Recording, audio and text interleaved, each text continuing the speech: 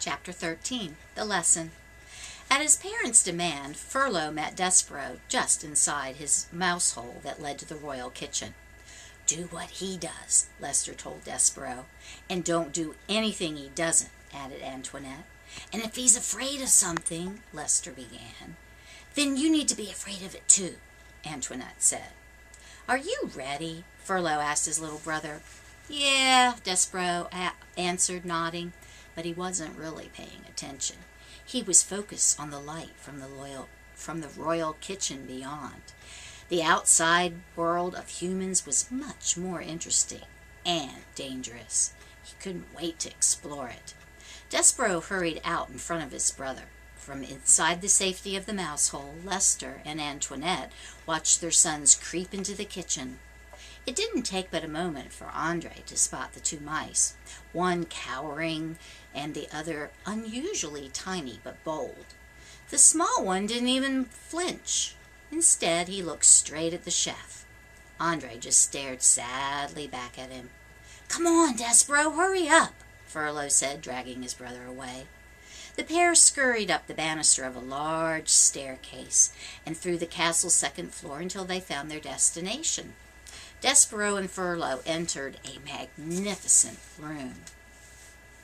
The royal library took Despereaux's breath away.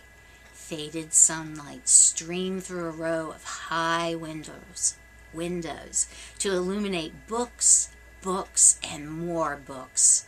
Shelves lined every wall from floor to ceiling, and each one was packed with books of all types and sizes.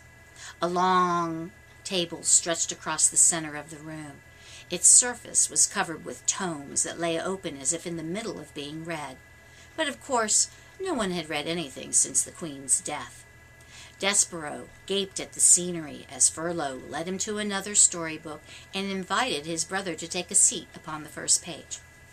"All right. Now, you start nibbling right along the edge there," instructed Furlough, looking around nervously. "The glue is all right, but the pages taste the best." While Furlough talked, the words on the page stretched away from Despereaux like some strange and beautiful road. "Once upon a time," Despereaux read. He looked up at his brother. "That's great, isn't it? Once upon a time? And they don't even tell you what time that is yet. Like, you have to find that out." Furlough groaned. "You're not supposed to read it, Despereaux. You're supposed to eat it." Despereaux half-heartedly licked some glue along the spine. "Good," said Furlough, turning to leave. "I'll come back in an hour." Despereaux peeked at the tempting line of print behind him. Surely it wouldn't hurt to... "And no reading!" Furlough called back from the doorway. Despereaux jumped. "It's a rule!" Furlough shouted. And finally he was gone. Despereaux glanced down at the ripped edge he was supposed to eat and tried not to look behind him at the page full of words. But he couldn't stand it any more. "Just one sentence," he said to himself. The line of print ran away from him as he read. "Once upon a time there lived a..." Despereaux walked across the page. "Fair princess, fairer than any in other land." Despereaux disappeared into the valley between the pages. A moment later, his head popped up between them. He mused. "Fair." And he ran out of the valley and across the page to continue reading. She was locked up in a faraway castle where she could see the world but never touch it. "That sounds awful," Despereaux said to himself. "To see the world but never touch it." He read on. She longed for a prince, a brave knight who would deliver her from all of this, someone with courage and honor and decency. Courage, honor, decency. The words seemed to lift from the page and swirl around Despereaux. The images these words evoked in his mind sprang to life before him. Despereaux imagined a knight fighting in a fierce battle. Swords clashed, hooves thundered, and there was dust and shouting and trumpets. But in a cruel and frightened world, men like this were scarce indeed, for it wasn't just courage that made a knight.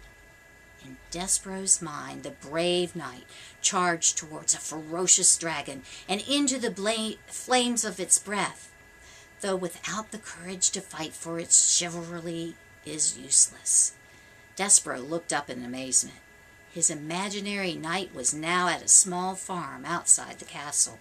A grateful peasant was thanking the knight for restoring his lands. The knight plucked a single red feather from his helmet and handed it to the man's daughter. Then, without a word, the knight turned and rode off toward the horizon, a striking silhouette against the setting sun. And it wasn't just chivalry either, although without it the battle would have had no meaning. At the round table, the knight dined with his friends in a great hall. Knights all, they were noble and regal. They laughed. They showed kindness. Their word was true. Despereaux kept reading. They lived in a special world built on courage and chivalry and honor.